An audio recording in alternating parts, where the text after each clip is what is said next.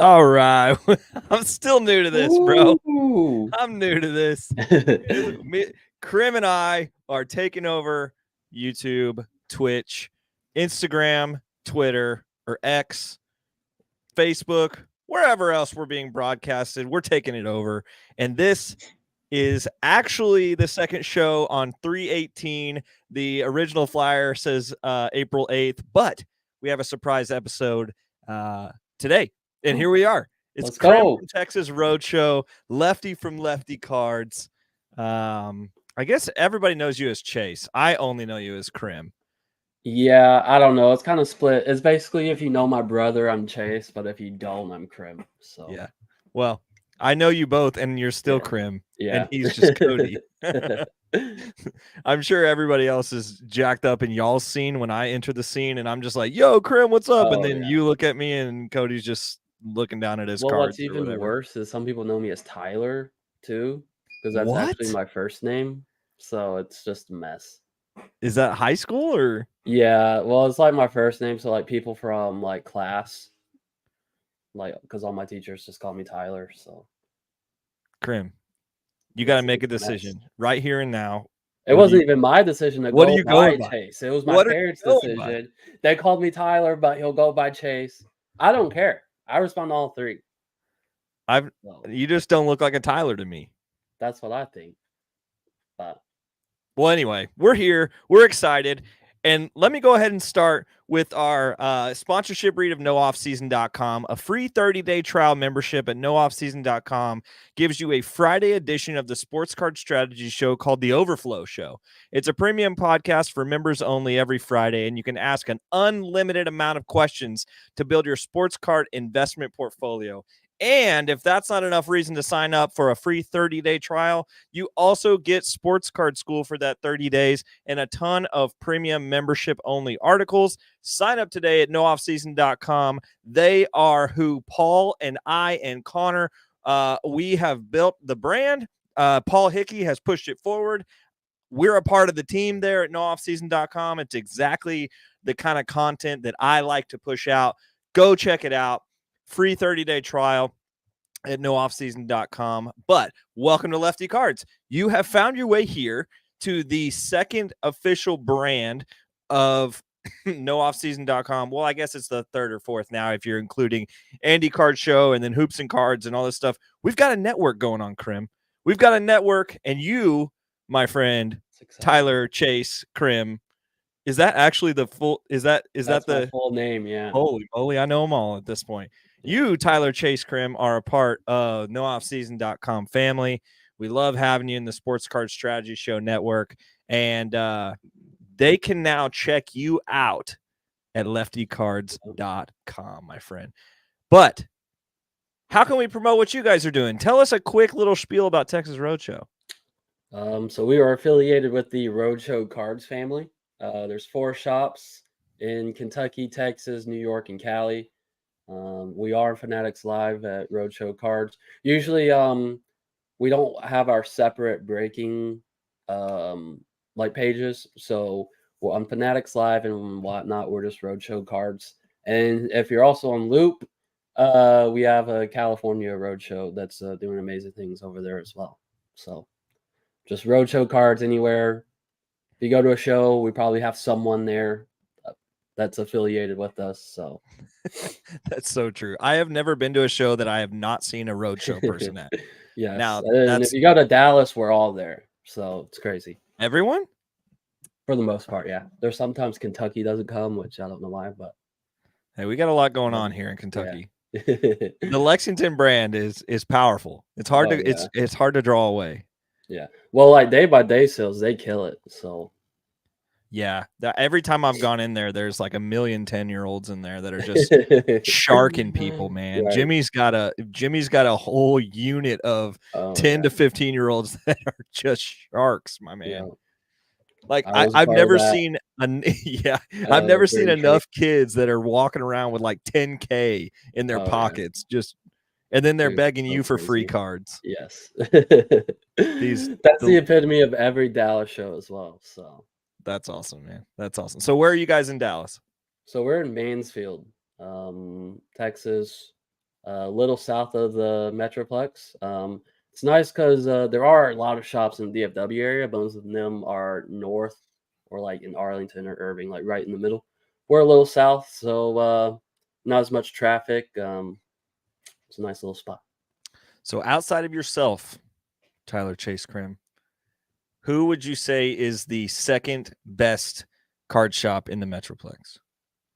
Because of course I would put you at the top. Right. So who's number two? Sappy Sports Cards has a nice show presence. Okay. You'll see them in a lot of places. Obviously, I haven't been into a lot of these shops. So my personal LCS is Worth Collecting in Waxahachie. And like my brother has been like, they've been business partners since before Cody opened up Roadshow. So we've worked with Paul. He's really great. He's turned more into Pokemon, but he still has sports stuff, and it's nice to hang out there still sometimes. So that's cool. That's cool. So give us the story of how Texas Roadshow came to be. How did you get connected with with Jimmy here in Lexington and all that? So my brother has been in the industry working for various companies since like he graduated college. So that was like 2017, 2018. My brother's actually always been in the cards. Even when we were little, we'd go to spring training, buy quarter cards off of Burbank Sports Cards' eBay or website, and then go get them signed in Arizona. So my brother's been in the industry for quite some time, and so has Jimmy. And so just over the years, they've developed a relationship. And Jimmy came with Cody with the idea because we were the second shop behind Kentucky. He had Kentucky opened up already for like a good year and a half before we were even announced. So he came to Cody with the idea. Cody's like, dude, I'm in. Just let me know when. And then this time I was still in college, and it worked out perfect timing because I graduated December 19, and then Texas Roadshow was announced at the National in 2020. So I had like 6 months, and it was during COVID, so I wasn't doing anything either. And obviously I was Cody's like first choice as far as his manager under him, and then we have another employee now. So yeah, Cody knows where you sleep at night, so he can just come get you. Right, and it works because me and Cody really have like that brother connection where like we kind of know what each other's thinking, and yeah, so it's nice, and we trust each other, so we don't have to worry about a cashier like stealing bills out of the cashier or like like someone taking the shop card and putting like my sticker on it and saying it's mine. So that's crazy. Yeah. And so you have one employee now? We do. How's that going? Austin, he's great. So he actually knew nothing about cards when we hired him. I love that. And I met him. So he lived in the town I was living in. We had some mutual friends. I didn't know him directly, and I met him directly through a like Warzone Discord server. Was it the competition Warzone server that we're on? Yeah, it was. So we became friends through Call of Duty and started hanging out. Like every great relationship, it starts with Call of Duty. You know? There's actually a bunch of great relationships in the hobby that start from COD. So Mojo, everyone knows who Mojo is, the YouTuber. Yep. So his first cameraman, they met playing COD. And now he works for us at California Roadshow. So that's cool. But yeah, so me and Cody, we wanted someone we could trust over someone that knew cards. That's fair. So we're like, we can teach someone cards, but we can't teach someone like responsibility, like trustworthiness, stuff like that. And now he's doing amazing. So that's great, man. That's great. Well, I was gonna I thought that was a snake. Holy moly, I thought that was a snake. The cat-tailed. I was like, oh my gosh. It's funny because I locked my dog up in his cage for that reason. I just forgot about the cats. I thought you were about to get just viper struck. It was just a rattlesnake that crawled in. Immediately, our show would have just gone super viral. for the wrong reasons. Rattlesnake attacks card influencer on the podcast. You would have got famous though. I would have wanted royalties. Yeah, you would have won royalties. We would have had to. I'd had to call. I'd had to call Cody and be like, "You got to get over here ASAP." That's so funny. Well, we were gonna. Usually I like to talk about my guests. This is our second show, so we're already in a usually. So usually every time I've done this, we talk about a favorite recent card story. But I'm going to supplement like your story about your the shop and all that as your recent card story. So next time you come on, you'll have to have a recent one, unless you have like just a banger of a story that we cannot live without. Nah, I mean, the Dallas show just happened, so there's a bunch of stories I could talk about. But if you don't want to waste our time going through all of them, I don't, because I think you've got wisdom that needs to be heard. But we will be at the Dallas Card Show together in May, so that will be pretty fun. And we'll be at the booth, I believe, with you guys, and doing live podcasts and things like that. So Connor, Paul, and I will be at the Dallas Card Show with the Krim brothers. Yep. Tyler Chase Krim and Cody Krim. I'm sure that we'll get Jimmy on a podcast or something. It'll be fun. Maybe. He's a busy man. Yeah, of course. He's a very sporadic, busy man. The only time I've ever had conversations with Jimmy, and we've been in the same room a lot together, have been at his shop here. And I just get the privilege of living in the same city as him. And that's like the biggest advantage that Kentucky shop has, like not just against other shops in general, but even our roadshow shops. Like people go in all the time just to talk to Jimmy, and that's like the one place you can have him. Yeah, he's just sitting down at that little circle with his little Mountain Dew bottle, with his Mountain Dew and dip, just ripping packs. Yeah, and spreading wisdom to everyone. So that's funny. Well, something we don't offer at Texas. So. No Mountain Dews or no wisdom or nothing. No dip. We'll have Mountain Dew, no dip, a lot less wisdom. That's fun. Well, let's get it to some live chat love. We got Matt Easterman. Thanks, man. Janelle Shue, welcome back. Episode 2, Mad Cards, episode 2. We're gonna and then Building Time Machine, new name for me here. Excited for more Lefty podcast. Thanks, my man. Thanks for all the support. As you guys know, the nooffseason.com family has just supported me and what I've been doing. I gave a shout out in the first episode how you guys just are uplifting me as I was able to go forward and kind of take a couple of months off and get my head straight. And Matt Lane, what's up, my man? I do a lot of recent deals with him. Pretty much my deals come down to this, Krim. My deals come down to buying cards from you or buying cards from Matt. That's about it. So there you go. I think that says less about Matt's interaction with you and how much cards I buy from you specifically. And just a little tidbit into how Krim and I work together. I have 55 auctions ending today with some consigned cards. So we'll just leave it at that. And that should be fun. A lot of them not worth much. Yeah, a lot of them not worth much. A lot of them under $1. So if you are going to my eBay account, go and snipe a ton of Krim's cards for $1. So, all right, let's get to some buys and sells. Who are you selling right now? I mean, there's some obvious ones that we've talked about in terms of baseball. Like we've got Wyatt Langford just exploding. I'm sure he is. I'm sure like the Texas Roadshow shop, I'm sure is everyone's coming in wanting him. So who are you selling outside of those dudes? So I looked at your notes right before I came on, and one of my biggest points is probably the same. So any of the baseball prospects that are either like for sure they're gonna break camp. So like Wyatt. So like I have a sapphire auto, a green sapphire auto that I just sent to PWCC. And I have another base auto SGC 95 that I'm also looking to sell.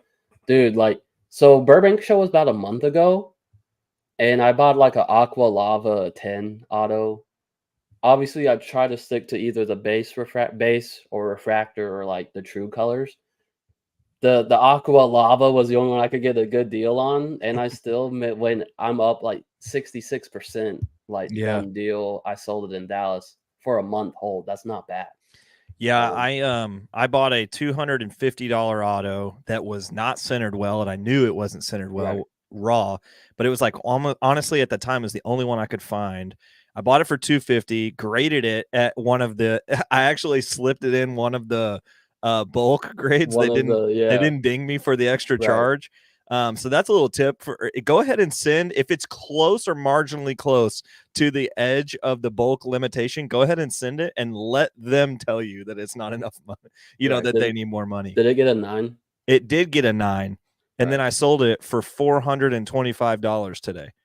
So it's like, Not bad. yeah, that's a great return. Yeah. I went the And opposite way on one. I had one I got in a case break, which I'm not recommending doing case breaks, but I was just wanting Wyatt specifically. yeah, Um, I got one that was OC, and I'm sending it to SGC. Hopefully, get a 9.5 or a 10. Usually, what I like about SGC stuff is no one really knows like a multiplier from like a base to like a SGC 10 or SGC 9.5. So you can kind of like make your kind of like just ask for your own price. Um, and you do a lot of table shows, so, like, you have right, a lot of face-to-face right. negotiation. So I can be like, well, like Raw did this, PSA 10 did this. So even though let's say I bought it at like SGC 9, let's say I bought it at like a $500 comp, I can like say, oh, it's like 650, I think. And then so I have like that built-in profit into it already. Yeah. But that's the advantage of in person versus like eBay, right? Right, and I mean, if you're going to sales or if you're going to trade shows all the time, especially if Right. you guys have a giant show every Yeah. month in your backyard, Yeah. and So it's so every 2 months, but I usually do go to a show in between months. So like in April, I'm going to Sacramento. oh, wow. But yeah, That's pretty far from your hometown. it is. And my brother's going to Minnesota like the week before that. Minnesota shows usually pretty solid. The Sacramento one's new, but our friends are running it, so yeah, we'll give it a try. So, I don't know much about California. I haven't been there very often, Hmm. and when I have been there, I've been to Southern California. Right. I do know that Sacramento is in the north part of the state, but Yes. I don't know exactly how far it is from San Francisco. I'm told by the twins that run the Cali Roadshow that it's 90 minutes. Okay. So So, there is a shop in the San Francisco area called Lefty's Sports Cards. ooh. I know. It's just easy pickings. I got to get out there at Are some they point. named Lefty the same reason you are? I have no. I would doubt it. You're leaking some information here, Grim. This goes back to our college days, but I doubt it that they are the same reason, but they do have a brand out there that when I was making all of my imagery and branding You're guides and all like, that, dang it. I was like, "Who is this?" And Right. I thought somebody was stealing my brand, but then I realized I was stealing theirs. Yeah, So that's fine. anyway, if Lefty's if card shop is out there and they're listening to this, I'd love to do something with you. I think we should do stuff together instead of competing. So you want Lefty and Lefty's card shop, can guarantee you that. And I'll bring my friend Krim with me. So and then maybe the California guys will show up. Who knows? Maybe. Anyway, We don't so like them that much, so. yeah, well, they are twins. So all right, who are you buying? Um, so also I would also throw in if you have any like March Madness like Bowman stuff. So like Caitlin Clark might Yep. be a sell now, Yep. or if you bought into any other college athletes, now it'd be Reed Shepard. Reed Shepard for all the Kentucky guys out there. Yep.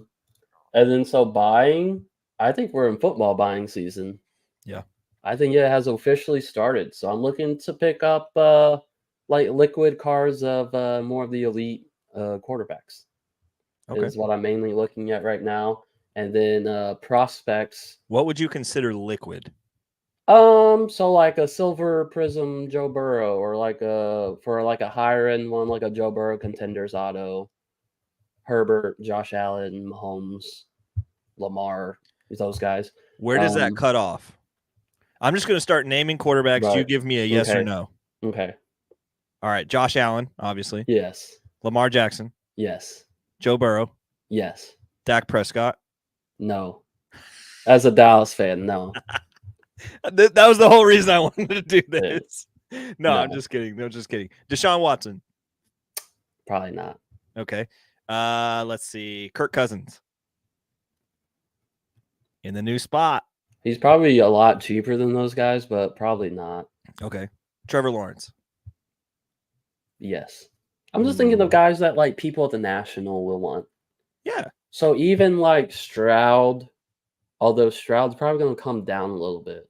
I'd be Yeah. more interested in Anthony Richardson than Stroud right now. Yeah. I mean, yeah. Even though his autos are horrendous. Right. But he has autos compared to Bryce Young and CJ Stroud who don't. So Yeah. it's like I think AR might be the like this year's Justin Fields that was last year. Great transition, Krim.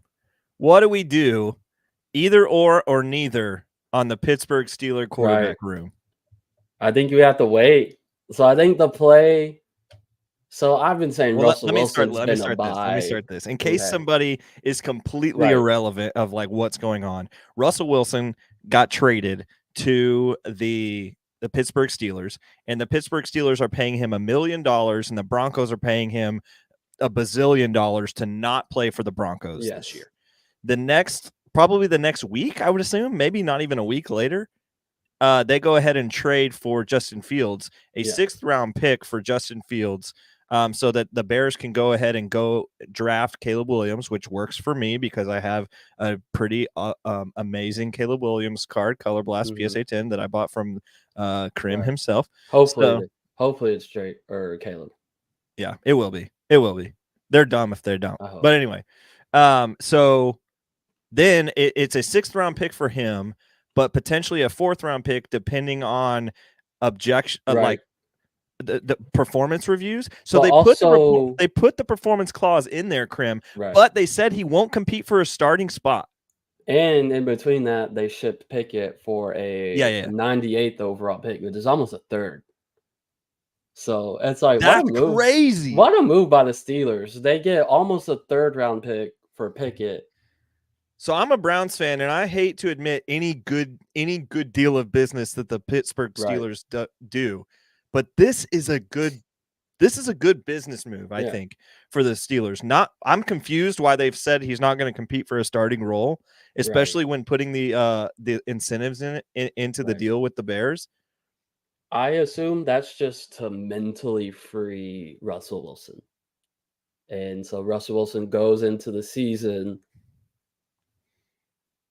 whatever he needs to get worked out, hopefully he works it out. Like them not committing them is just one thing Russell Wilson has on his mind. But that being said, Mike Tomlin's had how many winning seasons in a row? Like if Russell Wilson goes out 0-3, I think it's Fields' time. I don't think Tomlin's going to play the whole sticking the Russell Wilson thing. So say you have a PSA 10 rookie auto of all 3 of those dudes, including Kenny Pickett. You have to start, bench, cut. Okay. I would definitely cut the Pickett because he's not going up anytime soon. Yeah, little hand Pickett is crying his way all the way. Unless something really bad happens to Jalen Hurts. Yeah. So I've been saying Russell Wilson has been I thought he's been cheap like the last 3 years. So I've just like drastically kept losing money on Russell Wilson little by little. I never went in too bad. Yeah. I think every year Andy from Football Card Quest has been like, this is the year, guys. Russell Wilson, this is the year. That being said, but then at the same time, he has been all in on Baker, and that's actually gone pretty well. That one worked. So if you want to buy Russell Wilson, I would say do it right now. You should be safe. Sell before the season starts, though, in my opinion. And I think with Fields, so I think Fields will be a buy when the season starts, and then Russell Wilson is the starter. Because now they're still gonna like in the preseason, there's still gonna be all the talk of, I don't know, like Fields is pretty good, he might start. Like there's always gonna be that talk. So I would wait until Russell Wilson's a starter. Yeah, and then no one's paying attention to Fields. Because right now I would say 90% of us are saying Fields by week 4. Yeah. That's what I personally think. I think Fields is good. I do too. But I wouldn't put 15 quarterbacks in front of him in the NFL. maybe. Maybe But 20. Maybe 20. maybe, yeah. But But I I'd rather honestly, see what he has than commit to Russell Wilson. yeah, you're But probably right. but I guess they're not really committing to Russell Wilson because the 'Cause they brought in. Didn't the Broncos take most of the money or all Oh of yeah. it? Or did they cut him? No, they took like I think it's 40 something million of his contract for next year. Right. If you're paying a dude 40 something million to not play for your team, that's not good, dude. Yeah. It's like that scene from Moneyball with David Justice. Yeah. The Yankees are paying you $7 million to play against them. Gets them motivated. Sheesh, dude. What a movie. What a movie. Great movie. Best sports movie recently by far. I was on a podcast this weekend and it's called like 4 questions and it's like 3 dudes in a garage that ask people. They bring on like somebody and they just ask them all sorts of questions. So it's like from all over the place. It has nothing to do with cards, but they brought me in because of my entrepreneurial nature in cards. And they were asking me cards and how I find the low ball guys. And I was like, I look at statistics of winter league and minor leagues and all this stuff. The whole thing that you already know and that everybody on this show knows. But these guys are just completely ignorant to everything. And they go, oh, so you're like the money ball of sports cards. And I was like, I'm owning that. Yep. I am owning that. That is my just like as Paul's far as anyone's concerned. The Ramsey of sports cards. Yeah. Paul can be the Dave Ramsey of sports cards. Yeah. I'll be the money ball of sports cards. I will take that too. Yeah, I will take that to the bank. So I don't think I beat out some of the other dudes in the hobby in terms of having the best prospecting stuff. Like Kyle kills it over there at Let's Talk Wax. Like that dude is so incredible at what he does. I watch his videos, and then like anytime like I'm buying a guy that's on his videos, I'm like, yeah, dude. Kyle and I like we've had some cool chats, and I really like that guy. So shout out to Kyle from I've never met him. So yeah, I've never met him other than like online because he lives way out in the boondocks in Louisiana. That's close by me. Yeah, he actually last time we talked, he streams all like he has no internet. He lives so far out in the country, so when he goes live, he is all off of a cellular hotspot. It's just like you crazy. Funny. So anyway. Let's Talk Wax. Great show. Shout out to them. Okay. So I want to answer an audience question that came in to our Discord the other day, actually today. And somebody was asking me my thoughts on Sal Stewart. I'm assuming you're familiar with Sal Stewart at least a little bit because you've seen his cards come across, but he's a Reds prospect he's a third baseman. He's a high school bat that was drafted by the Reds in 2020. He reached high A last year and he's a big guy. He has a long runway is my first thing that I would say. High school bats and Bowman don't necessarily go well together because there's such a long runway for high school bats. There's a lot of time for people to forget about them. I mean, one of the best high school bats we've seen come out sorry, I'm mixing my words up. One of the best high school bats that we've seen in terms of prospect marketability. And this was a couple years ago in terms of like Zion. This was like the Zion of high school baseball at the time was Blaze. We had Blaze Jordan was hitting tanks on YouTube. And then he goes and he's like threatening to go to Mississippi State, I believe, out of the draft. And he goes to Boston instead. They throw him into 2021 Bowman. And there's Blaze Jordan cards out there all the time. And he's still not in the major leagues. And it's 2024 now. We've had a bunch of cycles between now and then. There's a lot of cards. He's in 2021, right? Yeah, he was with Maximo Acosta and Austin Martin. So what a release. Those guys, huh? Sheesh. But Blaze Jordan is looking like the chase from that. From that release. I mean, there's obviously other guys that have risen to the top now, but those 3 were the big chases at the time.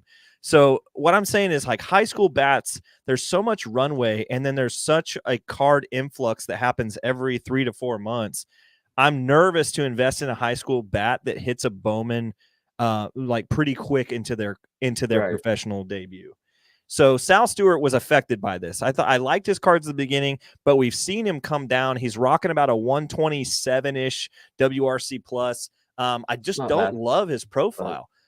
It's above average, but it's just above average. what level is this at? This is high A, And he's how and old? he is 20 years old. So Not bad, he's at the but right stage for the right time in his life. yeah. The one thing I like about him is he's a big dude with power, and he only strikes out 13.7% of the time.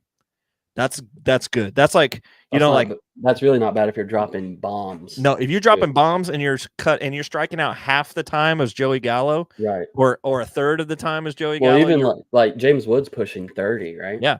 I mean, 30% is like, so shout out to Kyle the for this. cutoff. 30% is like his threshold. If you're over 30, you're not investable. And so he's rocking a 127 WRC plus, but he's got a 291 average with a 13.7 K percentage and a 13.7 walk percentage in high A. That's pretty good. That shows good plate discipline. So I would say that's the one bright spot here. I think there are other guys that I would invest in before him. Right. But I would say he's not uninvestable. So, Rookie for I think it was Rookie that asked on our Discord. I want to make sure, give him a shout out. It was given to Fly 10 on Discord. Shout out to him. I'm giving you my opinion on Sal Stewart. Mad Cards, you can go ahead and tag him in the and go ahead and tell him I'm talking about him on Discord if you want. But given to Fly 10, there's your Sal Stewart. If you love him, I think he's okay to invest in. I wouldn't go just absolutely balls deep on him, but I would say like you could sprinkle there. There are other guys I'm going to talk about in this episode that I like better, that are closer to the major leagues, but you could always find a guy that you like better than a guy that's going to be a $10 or $15 auto. And since we're on the subject of buying, like on the baseball prospect side of things, because football is like a 3 to 4 month flip from now. So last year, I did very well on Ellie. Now I was very late on Ellie, but there was a nice window because it was baked into his prices that he was going to make the roster coming out of spring. Yeah. And then I don't remember if he got hurt or if for whatever reason, there was like 3 to 4 weeks, like he didn't make the roster, and then there was like 3 to 4 weeks of him rehabbing. I don't remember if he just didn't make the roster. He might have been hurt. But that being said, I bought into that price dip after he didn't make the roster out of spring training, and then once he made and the rest is history, right? His prices just skyrocketed. So that's what I'm looking to do right now, as opposed to, like speculating on like the super young guys or like the guys that don't have a lot of data, right? So like you talked about on the last show, Basayo, yeah, and like guys like him and like Ethan Salas and those guys who probably aren't going to make the roster out of spring training, but they could be the guy that gets called up in the middle of the season, and they're the ones that get all the hype in the middle of the baseball season. So. Yeah, I think the Orioles are going to have at least one of those dudes. I mean, if you look at Connor Norby, you look at Kjerstad, you look at Mayo, you look at, which I assume Gunner's going to make it. Not Gunner.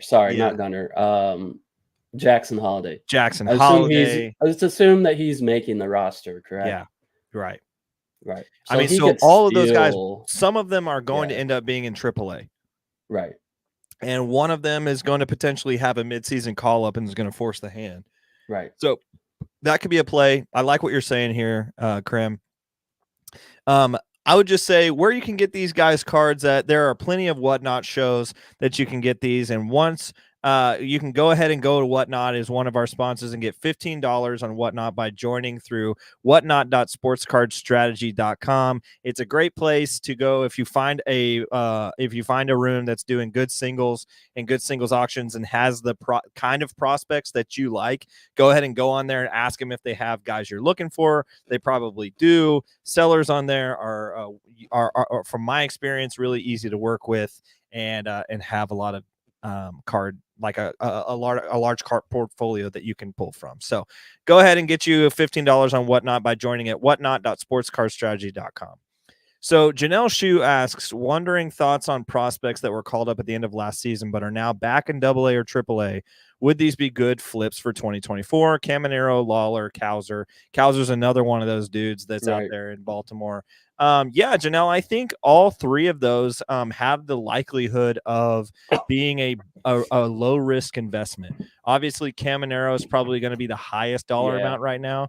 For some reason, people are low on Lawler, and I don't know if it's because he didn't play as much in the playoffs last year as they wanted him to, but that dude is still very, very good at baseball, and I imagine Perdomo is not going to hold him off that long. So Lawler, I think, is still a great investment.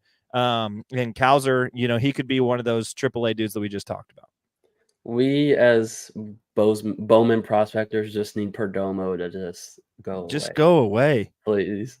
Obviously, I'm a Ranger fan, so during the World Series, I was happy. Yeah. But the one thing that was making me mad was that Perdomo was actually playing pretty good. And I'm like, right? Dude, and he's not going to, let Lawler play. Right. And Marte's not going anywhere. So you've got, but like watching that World Series, loved it, by the way. Shout out to the Rangers. We had a great time. I threw up in the 9th inning of of the final game. I guess game 7. Game 5? Game 5. Sorry. Yeah. So game 7 in the series before that was pretty nutty, but oh man, I thought I was going to pass out. But anyway, it was a great time. But the one thing that was so weird is looking over and seeing a prospect that I absolutely love in terms of cards sitting the bench during the World Series. And I'm like, they've got a stallion over there and he's just chilling. Yeah. So I do like Lawler. I think out of those three, he would be my choice just because of the price point. I think Caminero's price is, with just off the top of my head, I don't think Caminero has come down very much. No. I do have both of those guys. Yeah, so do I. I have some guys. I have some from both. Scared of Cowser being hidden by. Yeah, I think he's trade bait personally. I think Jackson Holiday is just going to suck up all the Orioles hype. Yeah, that's fair. So, I mean, we saw that with like Spencer Steer last year. He deserved a lot of attention, and Ellie just sucked it up. Yeah, but another guy that wandering through prospects called up last season. Let's go 2 seasons ago. O'Neal Cruz deserves attention. That dude is going to have a spike and a half this spring. I can guarantee you that, because people have forgotten that he is also an alien, just like just like Ellie. O'Neal can do some freaky things, and so I'm expecting him to be very good. Are you Team O'Neal or Team Ellie? I'm Team Ellie. I'm Team O'Neal. Yeah. Okay. I think Ellie has the swing and miss is too much for me. Right. His uppercut swing is a little different than O'Neal. I just like O'Neal's game a little bit better. But I mean, they're still the same. But I would take O'Neal over Ellie, and that's probably crazy for some. Probably, I don't think it's as crazy as it sounds. Yeah, I feel like a lot of people are actually coming around of Ellie being overrated. That's what I seem to see more often, or like the people that have Bowman at shows, they always feel like they need to input their opinions on you, right? Yeah. And like it seems like a lot of them are like, yeah, Ellie wasn't even on my list. He strikes out too much and like doesn't make a good enough contact, blah blah blah. And I'm like, all I know is I made a lot of money off of Ellie last That's year. what I'm saying, dude. Like there are guys out there that I'm gonna make a lot of money on, and I don't really like their game, but I'm gonna make a lot of money on them. And like Drew Jones. I hate his game. I hate Drew Jones' game. Yeah. But he's gonna Paul talks about that all the time. Yeah. But anyway, so let's go to deep cuts, Krim. This is a segment I like that we've started here at the Lefty Card Show, where we are going to give a deep cut, more, I wouldn't say prospect, but a guy that's not necessarily in most people's name base for football, basketball, baseball, and soccer. And we might add some in the future, but those are the 4 we're going to touch on at least once a week here at Lefty Cards. So, you know football and basketball better than I do, just like Connor did last week. Who do you got for me in deep cuts for football or basketball? You can do one of them, and I'll do one, and then you do one, and then I'll do one. Okay. I'll start with basketball because I'm excited to talk about this one guy, but he's not my pick because I would never recommend anyone to buy this one guy. Okay. And this was part of the reason why I didn't put my notes on your sheet because I wanted to ask you this. But are you aware of what DeAndre Ayton is averaging in his last 5 games? So he missed some time, missed several games, and he just came back like two or 3 weeks ago. So he has 5 games since coming back. Like a complete stat line or just points? Just points and rebounds. Well, if you hadn't have launched with this, right, then I would say, I don't know, he's probably averaging 12 and 10. Okay. So in his last 5 games in Portland, he's averaging over 27 points and 15 rebounds. Holy moly. For a guy that... Go on. Now, I'm not going to recommend buying him because I feel like he's always going to be looked through the lens of a bust compared to other guys that were in the 2018 draft. So that's kind of why I'm just saying this is worth monitoring. Okay. That if he's going to keep averaging 27 and 15. That's different. It's different. And he doesn't really have playoff upside in Portland. I'm just throwing it, just saying, hey, we need to be watching because no one's in-season tournament 2024. Ayton's going to destroy. So my real answer is I have 2 guys. I couldn't pick between the 2, and one of them's biased because he's a Maverick. Kyrie Irving. So Kyrie Irving's value is down a lot over the past couple years because of his attitude, who he is off the basketball court issues, which looking back on it, I don't even remember what all the issues were other than him not wanting to play in Brooklyn, basically.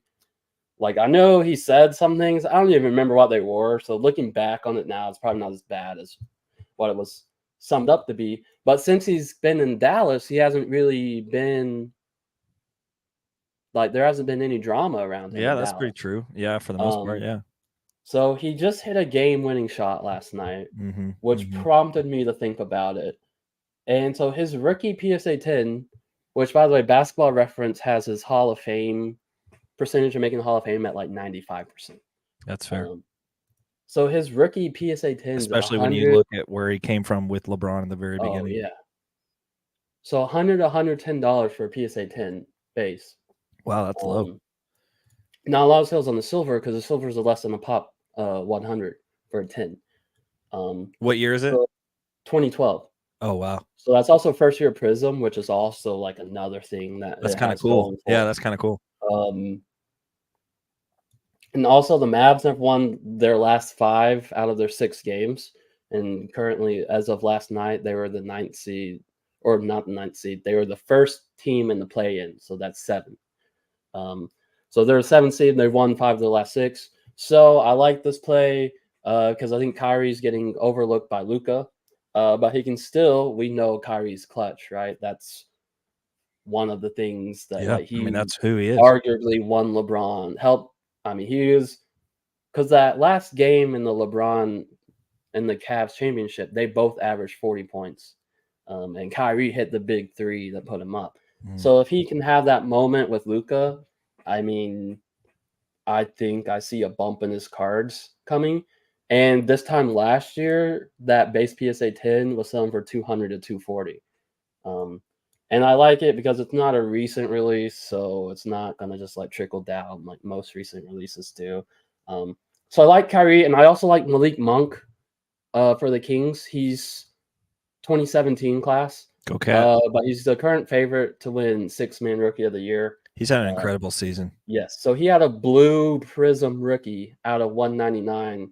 It was a 9.5, just sold for $33 this past week. So I think that's incredibly cheap. The Kings are also going to be in the playoff picture. I think of him kind of as a slightly cheaper version of Quickly. I looked at their stats. They're a 1 point and 1 assist off of each other. Um, the thing is, though, quickly got traded on the Raptors. Probably not going to have postseason hype now, whereas Malik Monk will. And I don't think many people know about his like 6th man of the year front running. So those are my 2 picks. Love that. Love Peyton is worth monitoring, I think. You just wanted to bring it up. I mean, he's just so cheap. Yeah. He's super cheap. Like, I think his base PSA 10 Prism was like $10 to $15.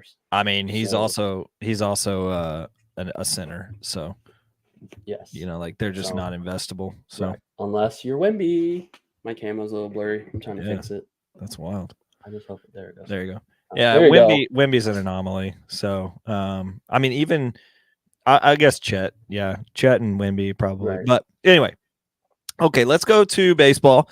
I will go ahead and give you Cole Carrick. I talked about him on the Sports Card Strategy Show a couple of weeks ago, but this is the guy that I would compare Sal Stewart to as a better option for purchasing because, one, his cards are there's just less of them, right? Especially out right now, especially when you look at the Pop 10 PSA, the Pop 10, I'm sorry.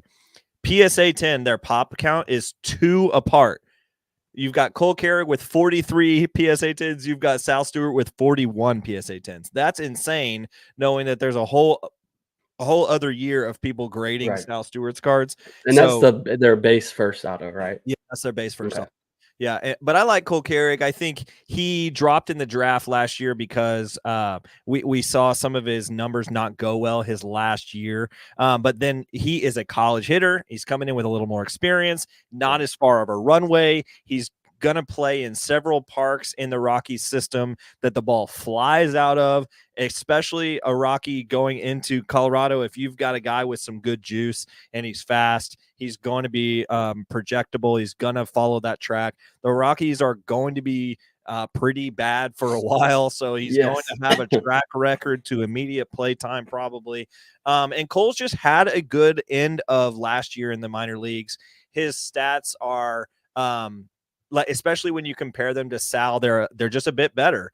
Now, what I will say is Sal's K percentage is better, but Cole's is still 19.8. So you've got it under that 30%, but he's rocking a 326 average at A-ball. Now he is 21 at A-ball last year, but he's, we'll just see what happens. He's a guy that not only am I investing in, I went out and bought a black auto of his actually. So like the Colorado Rockies in a black, true black, it looks so sick. I feel like the black parallel in Bowman is underappreciated.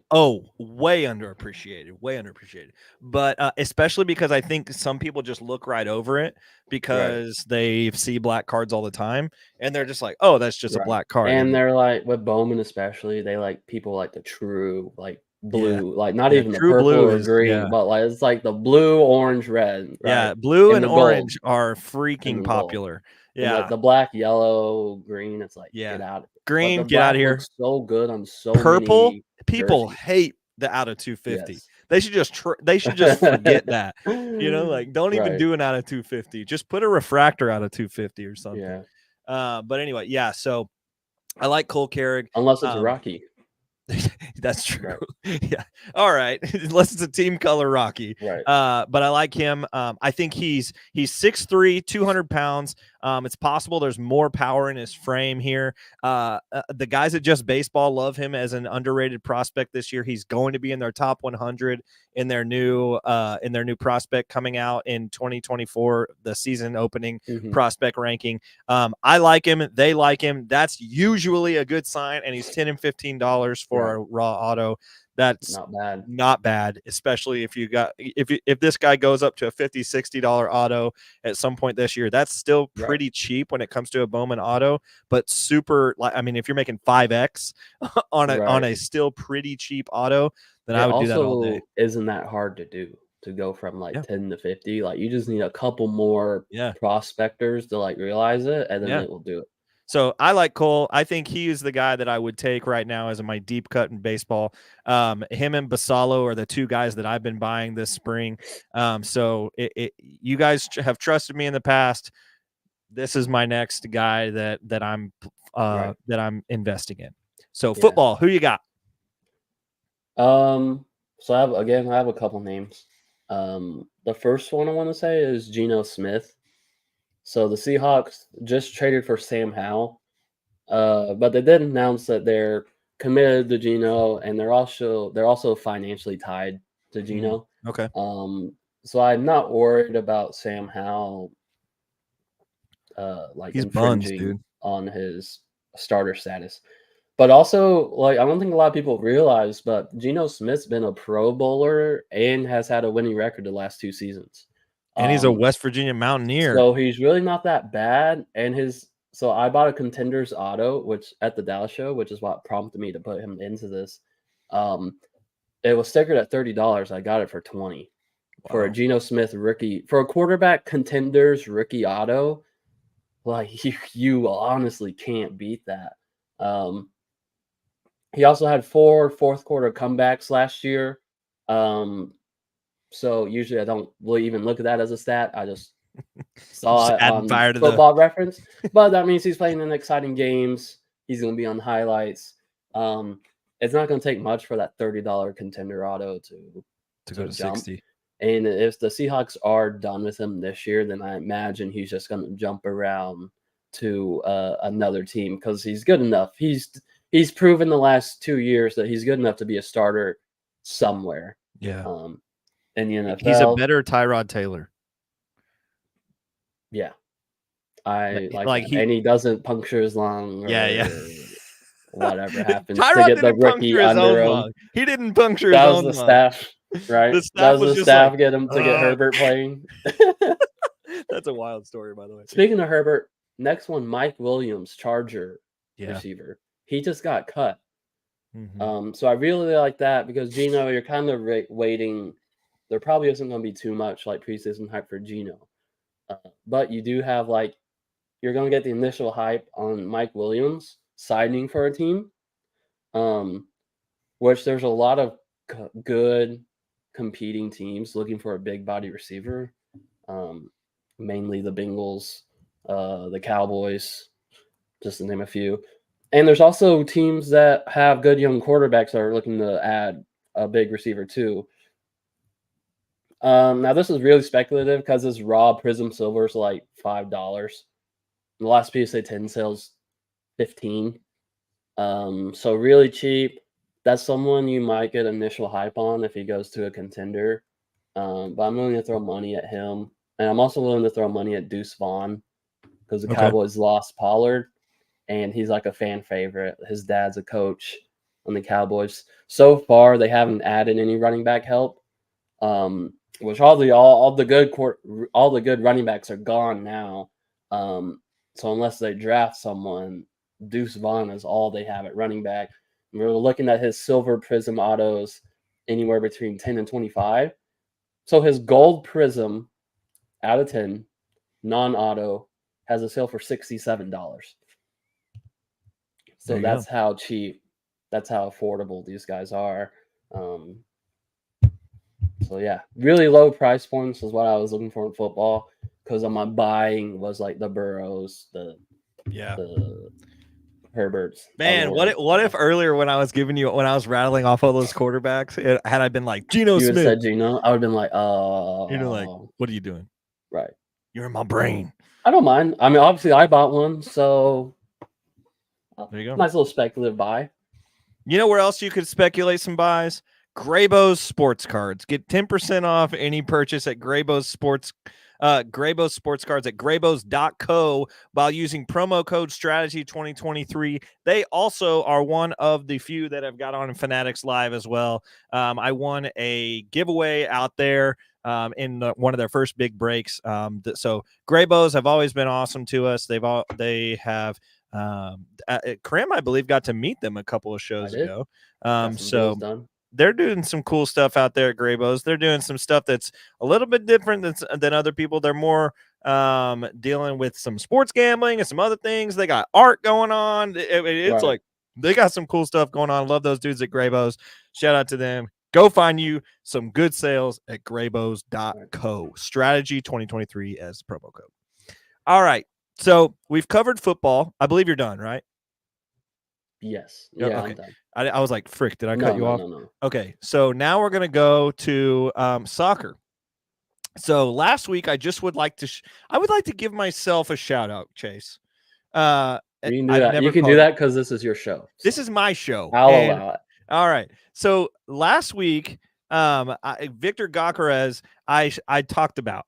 Then he goes out and I was talking about him like, yeah, he's a great target forward, like all this stuff. He scores a bunch of goals. He's really like he almost got Coventry to the Prem last year. And then I'm like, he could be a big target going out. And then one of the biggest transfer market Twitter accounts, literally the next day, drops that Arsenal is looking after him and is going to potentially execute his $85 million signing release clause. And then now, because Arsenal's in there, of course Tottenham has to get in there and show that they're interested as well. And then he goes out and scores a hat trick this weekend. Like, this dude's freaking crazy. So Gyokeres, he is making me look really nice. I just like the way he plays. They didn't win in the Europa League, or maybe it was the Europe Conference League this last week, but it was a fun watch, and he did get an assist, which shows that he can do both. He can do both. He can play back and facilitate,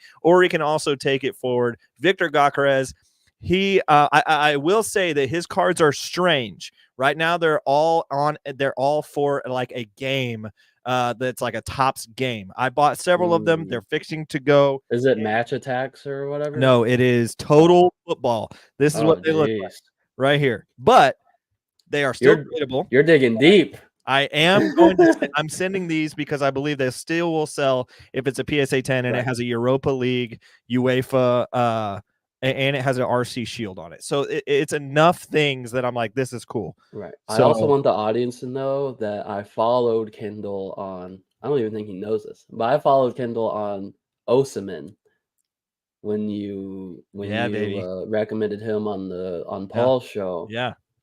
It just so happened I was at the Dallas show the next week, and someone walked up with like a Merlin cracked ice. It's top, so it's not called cracked ice, but it looks like a cracked ice. Whatever it is. It's numbered, atomic, graded. I got it, and I flipped it fairly quick to some soccer guys. So look, well, my boy Matt Lane, he says his sporting cards will come out in the next releases, so get in now, folks.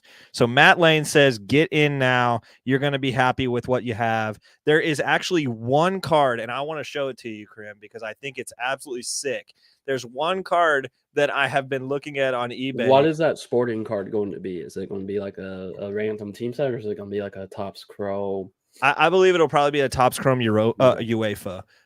But there's one card that's on eBay that I think is so sick looking, but the guy is in Portugal and he's only selling it to local pickup only. So if anybody is in Lisboa, Portugal, this is the card that I want. Like, it's so cool looking, man. Send Paul back to Spain. Tell him to pick it up. Go back to Spain, Paul. This out of 99 reigns supreme is the card I want. So if I have been talking to this guy, he's got zero eBay experience. He's literally a zero. I messaged him and he goes, I don't know how to work eBay. I just thought this was a cool card. And I was like, all right, I want this card. I don't care. So I don't know. Maybe I'll end up with this card someday, but it's freaking cool looking. What year is that? This is a who knows? Because he has a rookie shield on that. This is the same. Well, it's the same total football thing, but this is. I'm just curious. 2023. Has 23 Chrome come out yet for soccer? Well, this isn't Topps Chrome. This is it's a Topps the total. It's Topps total football. So I wonder if they'll keep his rookie shield.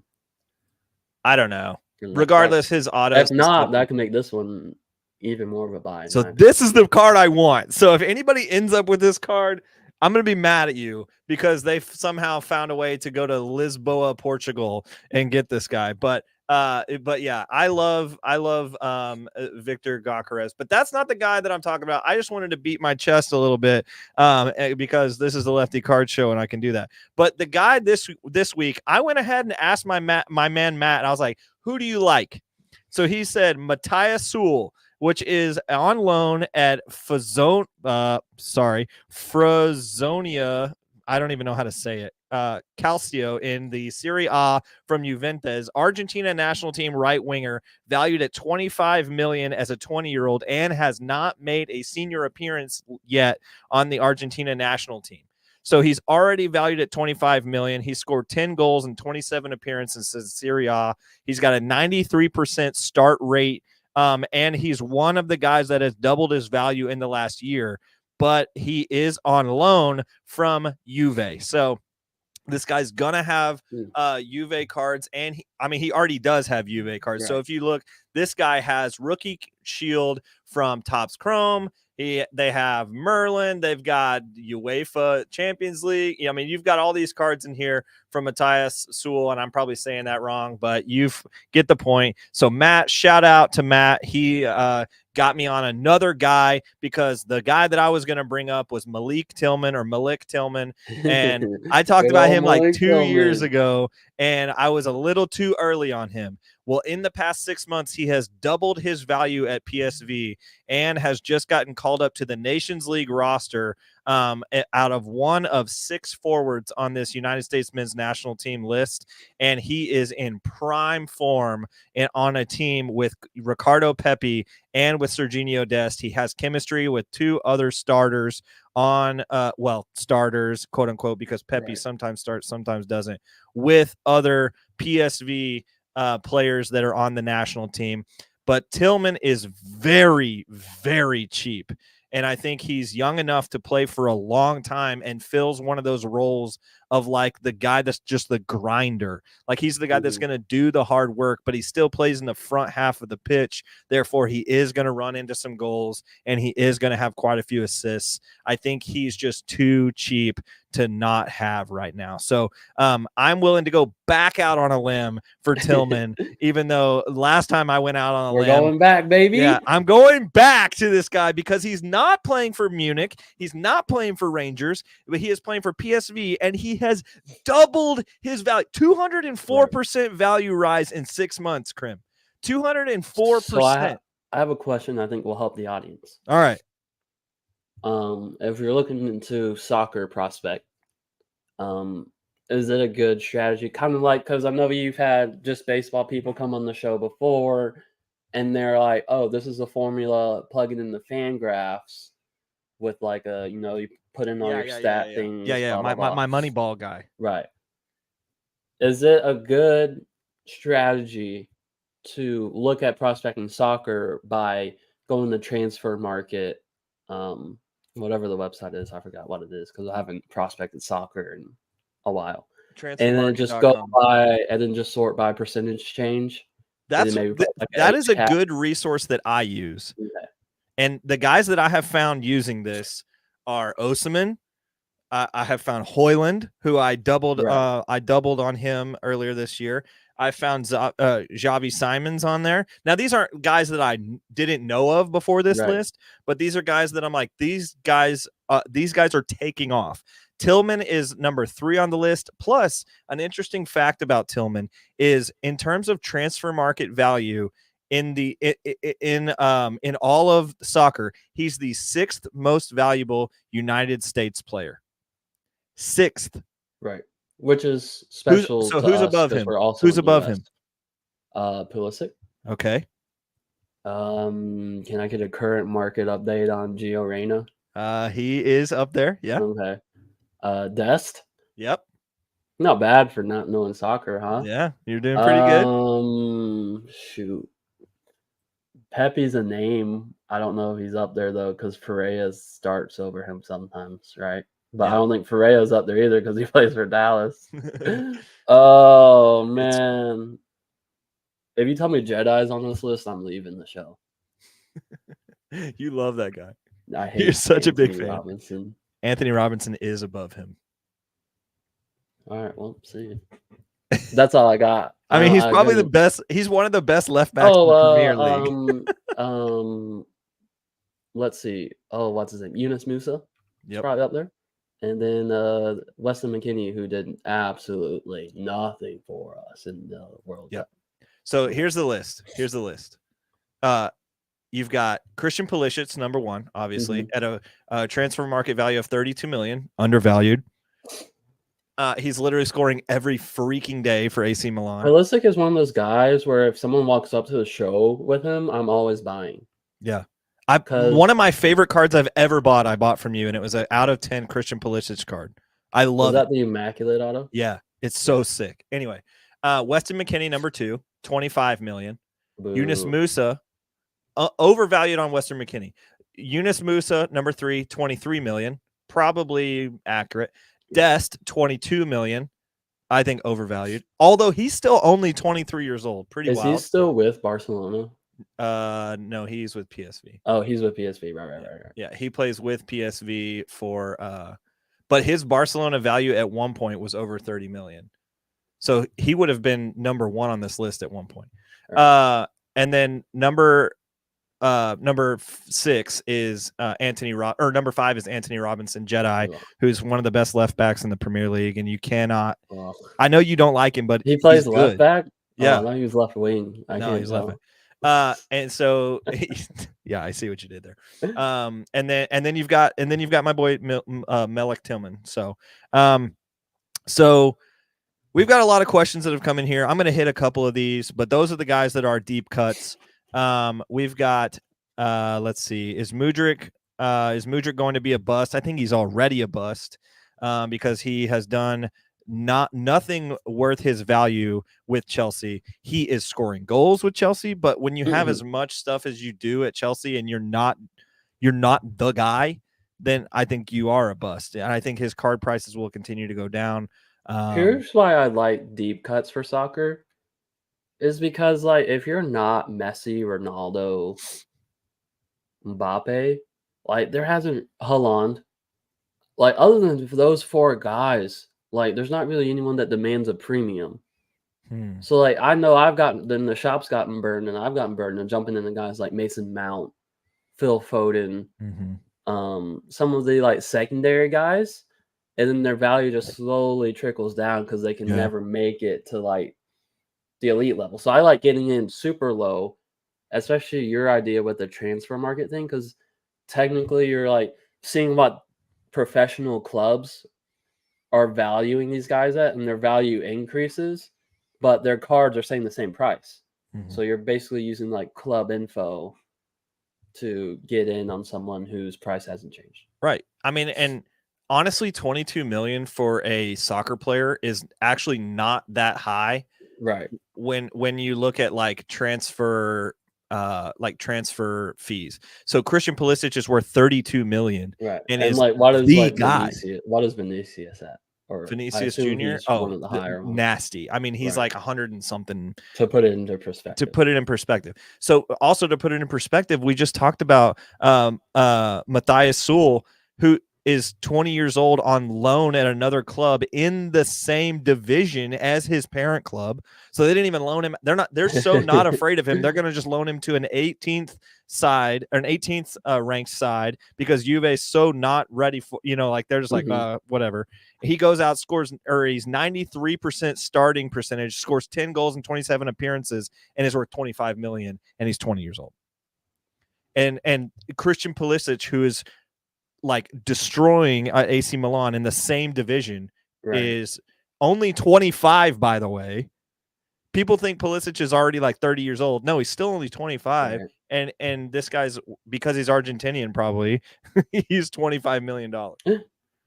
And Pulisic's going to be the dude for us. Yeah. So I'm buying Pulisic, by the way, just for what it's worth. Like I said, I think he's always just like, anytime I see one at a good price, I always pick it up. Right. So I do like Phil Foden, by the way. So I don't know if you let go of all of his stuff, but I agree with a lot of the guys here in the chat. I do like Phil Foden.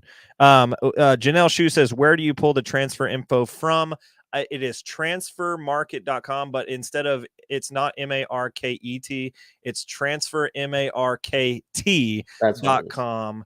And then I go to market values, which is a subheading, and then biggest market value increases in the latest news. I know it's a little bit. I knew there was something weird about the website. I just didn't remember what it was. But it's technically an English. It's a European based website, and this is the American version of it.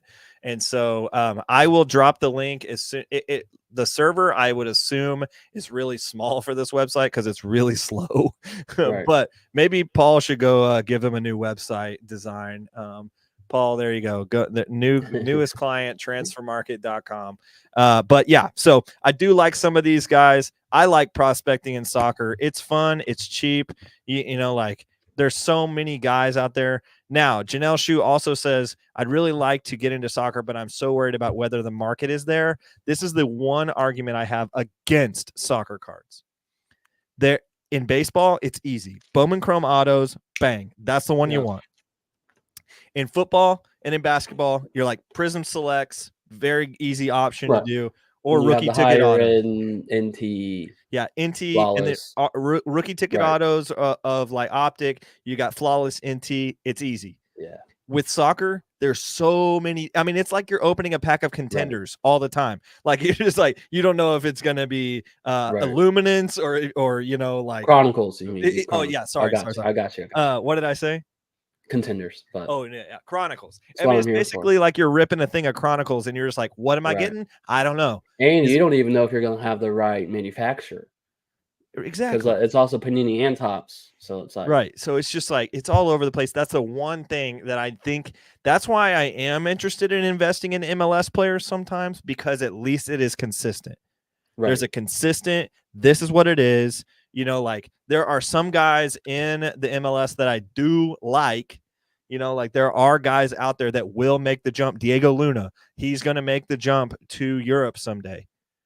And he's valued at like 8 to 9 million or something like that. So he's not like a super investable dude, but you can find his cards in the MLS cards for pretty cheap. So anyway, so Matt Lane, he's my soccer guy that I talked about. He says, my suggestion is to target guys with rookies and less products in soccer. There you go. So Lefty, I made a soccer purchase at the Dallas show. I have it on my desk. Would you like to see it? Yeah. Duh. So it is a Vinicius Mosaic Auto Black Gold. That's like that's nice. Numbered out of 8. Sick. So that's so cool. Something about the black gold just spoke to me with the Barca jersey. But how much was it? Go ahead and splash. Raw gold out of 10 was like $450 or something like that, and it was raw, not a PSA 10. When you got so there is some debate with people rather have the gold than the black gold. I think they're roughly the same. Yeah. So normally I would value a 10 double. So in my head I was valuing it 900-ish. Maybe black gold's a little bit more, so 1,000. But they were priced low on it at trade night, so I picked it up. I got it for like $650. I think it's a good buy. But nice. Yeah. So I also still think Messi is too low. He's going to have the bid to either win a duo, a treble, or maybe even a quad this year, and he's got all sorts of crazy stuff. It's only the beginning for Messi. Did you see the Topps announcement on Luis Suarez getting a debut patch? Yeah, I did. It's pretty interesting going forward to be looking out for that. Like if they keep doing that with guys who come over, like with legends who come over. They are doing that because anybody that makes their debut is getting a debut patch. I like that. Yeah. I mean, so Suarez's debut is going to go nuts, you know, and especially, you know, like, so they just announced today that potentially Giroud is going to come over. So Olivier Giroud would do amazing in MLS, even though he's older, you know, like there are some times where guys coming back over is like a retirement league. And there are some guys that their skill level just works better in a league that's more about power. Like, because Giroud is slower, but he's big. Guy. He's got a head on him. You know, like look at Benteke. Benteke had a hat trick in the first week of the season. You know, like they both were Premier League strikers. Right. And I think people coming over to MLS, like some view it as a death sentence, but I do think because like it's easier for us to watch them, right? And like primarily the majority of the card market is here. The USA. So I wonder if like when Ibra came over and scored that goal from like 50 yards out, ripped his shirt off. I was like, I wonder if that would have happened now, like what his cards would have done. Oh man, It would have gone bananas. You know, Yeah. actually, I don't think I've ever seen an Ibra card now that I think about it. I had a very obscure Chronicles like Origins gold out of 10 that I pulled, and I sold it for like $200. But other than that, is he a buy? Is he a buy, Kendall? Is Ibra a butt? Oh, Is he is long the term? Swedish uncle about to be the guy I'm going deep on? He's also friends with Khabib, UFC, and they made a post together. So I find that interesting. Oh, well. I thought you were talking about. I realize now who Khabib is, but Yes. I thought you meant what's the little dude's name? Hasbullah. Hasbullah. I thought. I mean, I was like, oh my gosh, freaking Ibra and Hasbullah making a card together would be hilarious. Duel. He has him like on his neck. I think that's disrespectful because he's like 25. But. Yeah. Did you see the Mike Tyson thing? Yes, dude. I thought that was so funny. Anyway, all this data outside of the soccer players, all the data that we use here at the Lefty Card Show and on the nooffseason.com is from Market Movers. Save 20% after a free 14-day trial. Visit marketmoversapp.com and use the promo code NOOFFSEASON. Like always, the tools that we use, you can use at a cheaper rate, and that's what we want to do. So nooffseason.com, always the one you're going to go for. Okay, Krim, I want to move pretty quickly over these next, but I do want to dignify you in terms of the time you put into this. Did you have a GOAT that you're going for? Going for as far as what? So like as I'm buying? We like to talk about the GOATs here, and we like to talk about deep cuts here. But I always like to give position for who is your favorite GOAT to buy for an investment.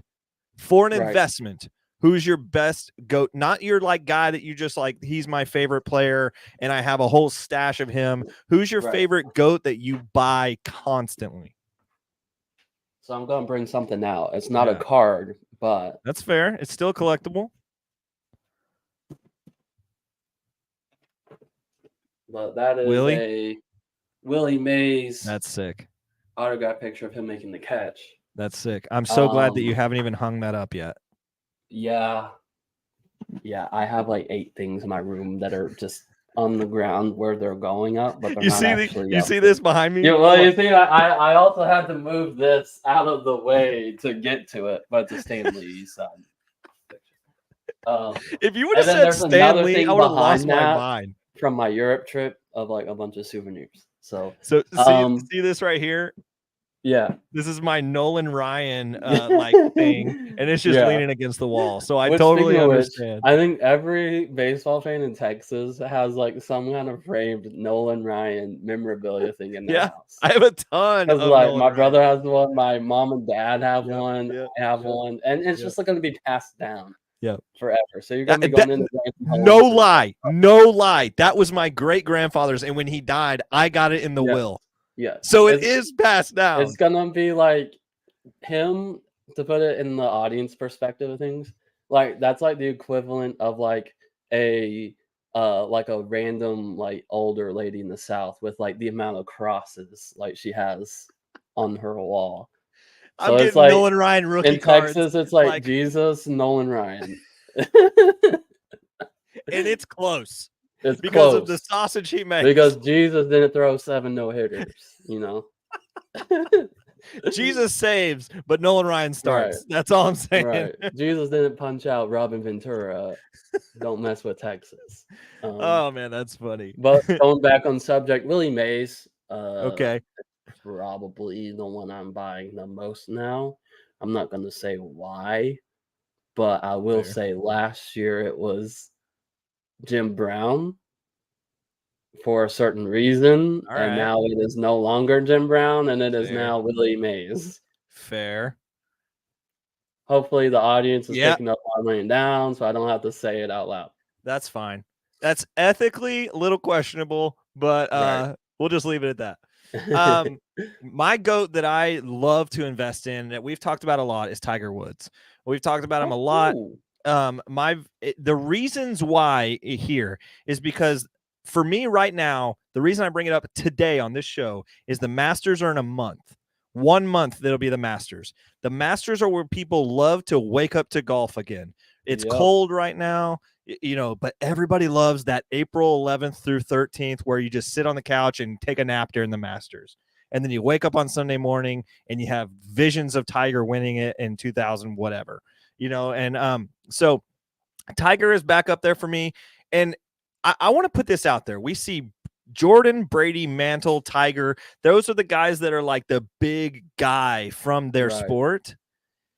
And not that I'm not saying nobody will ever surpass them, but I think like they were unique in that those four guys were a brand in themselves first. Right.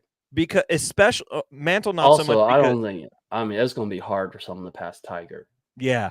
But I think like the brand of Tiger is so important. And yeah, like Curry has his own brand now. We've got Ant-Man having his own brand. Right. You've got other golfers that have their own brand now. But Tiger was the brand. Yeah. Like Tiger was golf for a long time. Tiger was like Jordan for golf. Yeah. If not even more. Yeah. Jordan and Tiger are so comparable in the way that they marketed themselves or that Nike marketed them. They did a great job marketing both of those. Excuse me. So, but anyway, so Tiger, I don't know if we will see another Tiger. I don't think we will. And so that's why I'm like, invest in Tiger, because if you invest in Jordan, you should be investing in Tiger for all the same reasons. So you're saying this was a good buy? Yep. At the Dallas show? Yeah. Speaking of that. What's that little sticker price on there? $2,500. A lot more than what I got for it. Come on, dude. Come on. I like that one because it's also out of the cup and it's McDavid's rookie year. Ooh, I love that. Love that. But I played high school golf. I don't know if you knew that. Well, let me finish my spiel on Tiger. I'm tying it back into Tiger, but you could go on. So basically, the reason why I wanted to bring this up now is over the past 5 years, or 2019 to now. So except for 21, when in the spring of 21, the bubble burst in the card market. Right. Except for that, the outlier there, in 2019, 20, 22, and 23, the percentage gain went up from every March to April. When I checked this on Market Movers, every time from March to April, we saw a rise in the value of Tiger Woods sports cards, because people were waking up to the hobby. And if they're going to wake up to the hobby, they're probably going to buy a Tiger Woods card. Because if you're going to buy a golf card, you're probably buying a Tiger Woods golf card. So that's another statistical backing to buying Tiger now, a month out from when that's not from December to April. That's from March to April, 1 month away. There has been a rise in the value of Tiger Woods cards. Specifically, the Tiger Woods 2001 PSA 10 is the one that I pulled all this data from.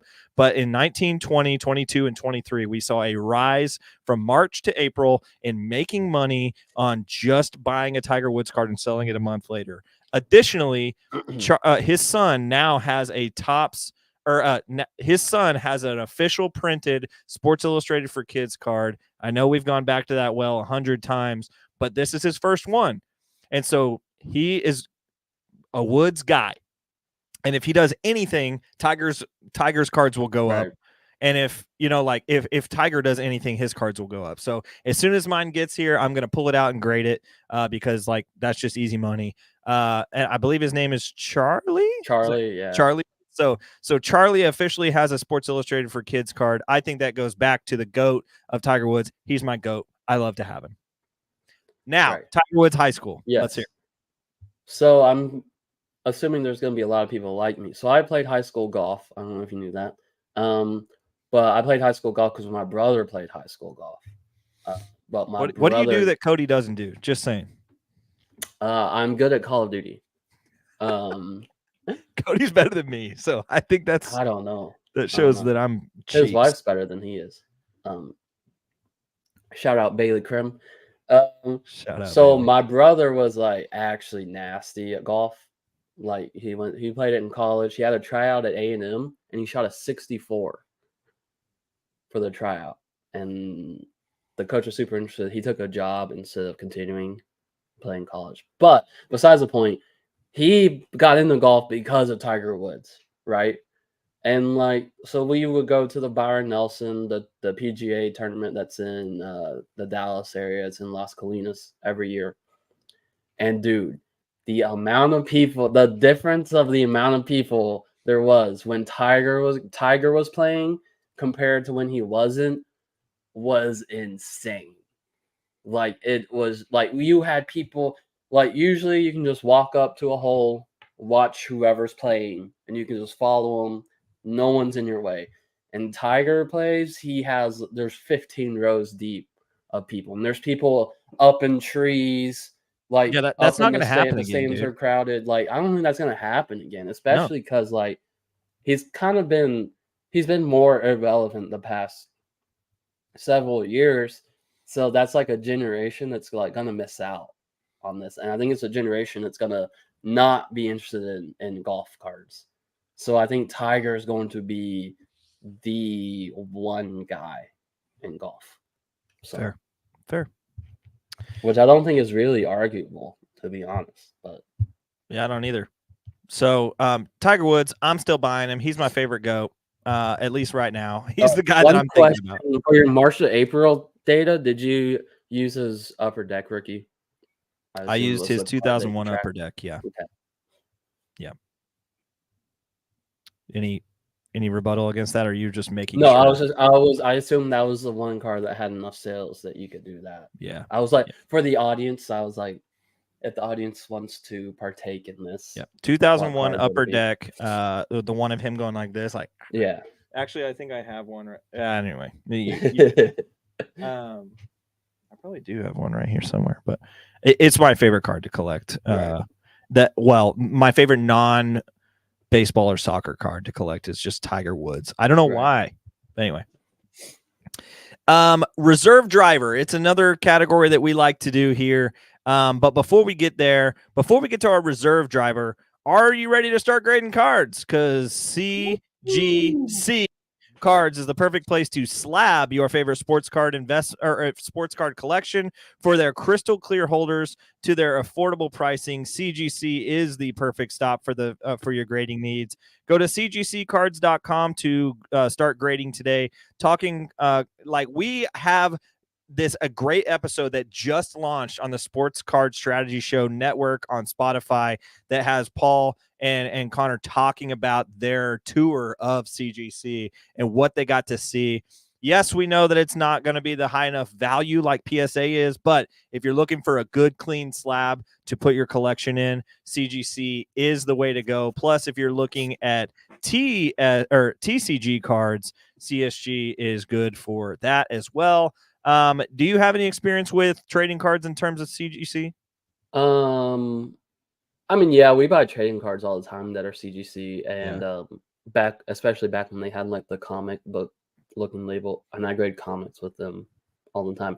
But we did just buy for the You shop. do grade comics. That was going to be my next. Yes. My next thing was going to say.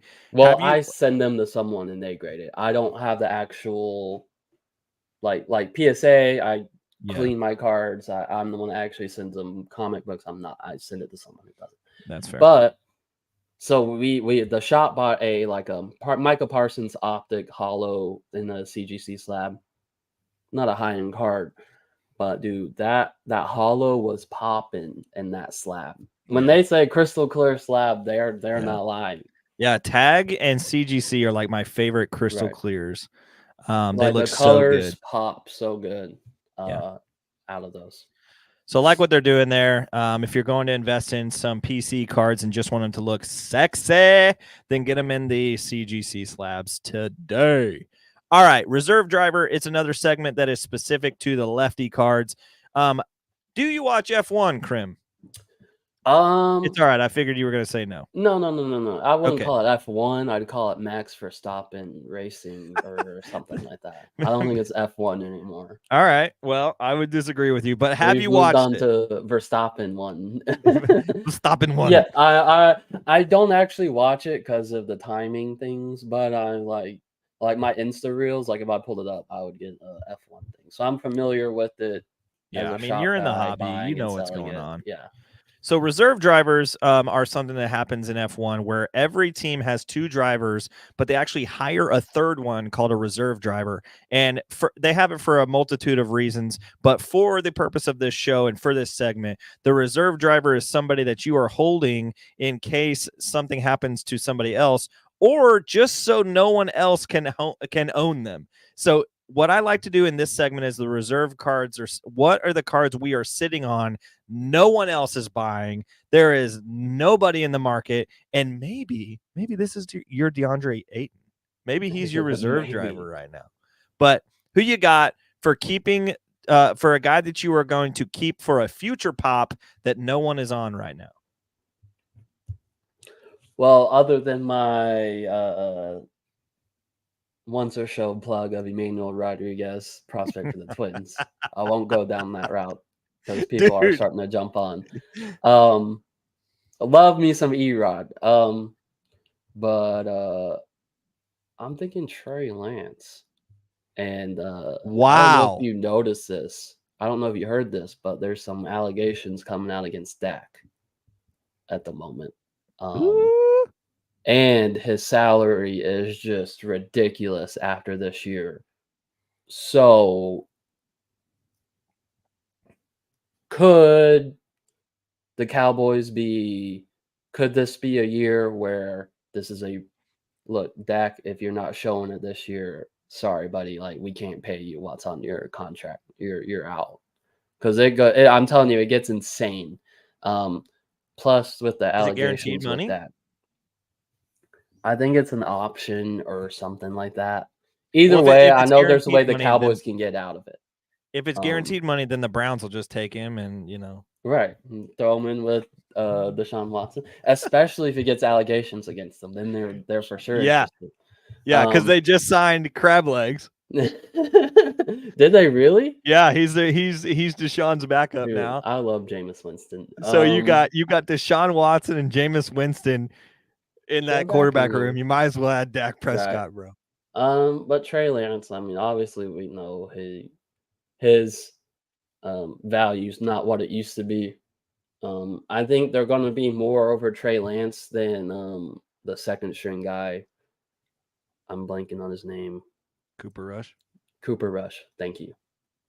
I don't know where the heck I more money. That. I don't know where I pulled that from. I'm glad you did because I was in trouble there. Holy let me tell moly. you, I was thinking like, I don't know what I was thinking. I was thinking Carson because they're both redheaded, and so I was thinking, holy moly, Cooper Rush just came out of the framework. So I think they're going to be more leaning towards Trey Lance because of he's on his rookie deal and he was a 3rd overall pick, so they're going to have more money into him than Cooper Rush. So what do you think about teams recently signing marketable backups? So like I mean, we talked Mac Jones. We talked about the Seahawks. You've got Mac Jones now in Jacksonville. Right. Kenny Pickett. I feel like there's more, but dude, I mean the Steelers. Right. Justin Fields is a backup. That's crazy to think about. I mean, people have Gardner Minshew. Gardner Minshew signed with the Raiders, so he might be starting. Speaking of someone else who might be in the segment. I would totally. I'm on Minshew mania for sure. I would look to see if his value has gone up, but if it hasn't, I would be on board with Gardner Minshew as well. But what about this? What about this right here? Backup strategy. Mike White. Oh my gosh! Come on! Oh my gosh! I mean, he was a lot of people's pick last year because he was behind Tua, right? Yeah, and Card Banker Tua was going to get hurt. Card Banker, in terms of Fields getting called by the Cowboys, how Chicago only got a compensatory pick for Fields is just. So there was at least 5 other teams that had the same offer on the table, and Justin Fields vetoed 4 of them.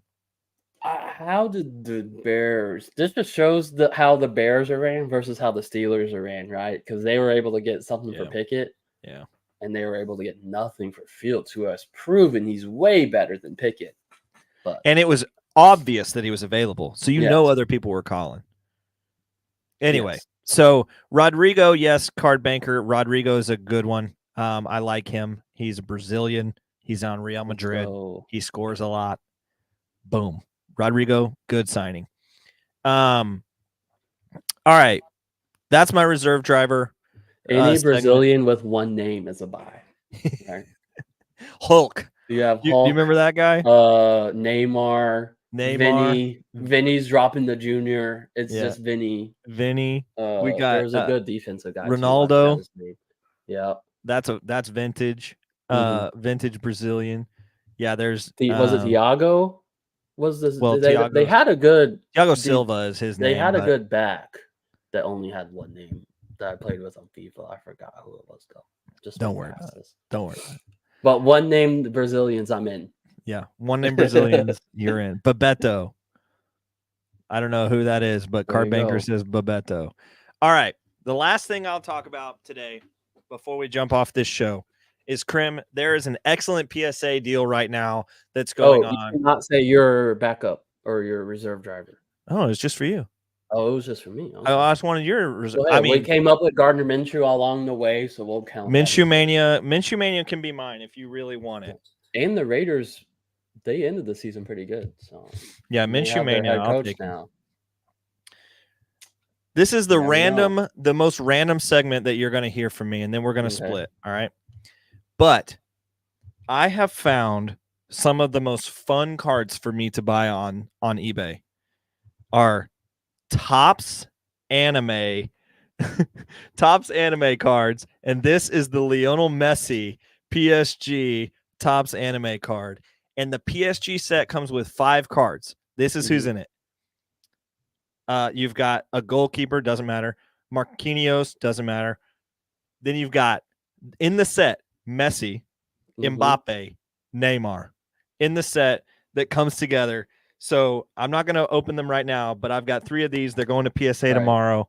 I already have a PSA 10 Messi anime in this as well. And I'm also sending in, yes, that's right, a Giovanni Reyna. That's our boy. A Gio Reyna of Dortmund. Dortmund's set is really good as well. So you've got it's almost even better than the PSG one. Right. You've got Gio Reyna, you've got Marco Reus, you've got Jude Bellingham, and so like just right there, you're done. Right. And then you also have Moukoko as well in that set. How has Moukoko been? He was the guy that like a lot of people. He's a little out of favor, but okay. But with Jadon Sancho going back to Dortmund and destroying, I think he's another guy that I could be investing in again. I lost money on Sancho when he went to Man U, but I think we're out on Sancho too. But I think we can get back in. But he's another guy I like in the soccer anyway. Krim, I love you, dude. I'm glad that we did this show. Let me make sure I got all of the things in that I need to say. Yes, I did. Okay, we're good to go. Thank you for being on the show. I love having you. I think we have not committed to this, but I'd love to have you on, in a regular segment. And for Texas Roadshow, go visit them. They're going to be at the Dallas show with me May 16th, I believe, is it? Something like that. That weekend. So very excited about it. Krim, one of my oldest hobby friends. Love it. Glad you were on. Thanks for having me. And I don't know if you know what we do in terms of how to shut this show down, but we dance to a song called Feeding the Ducks. So here we go. Feeding the Ducks. It's appropriate. See you later.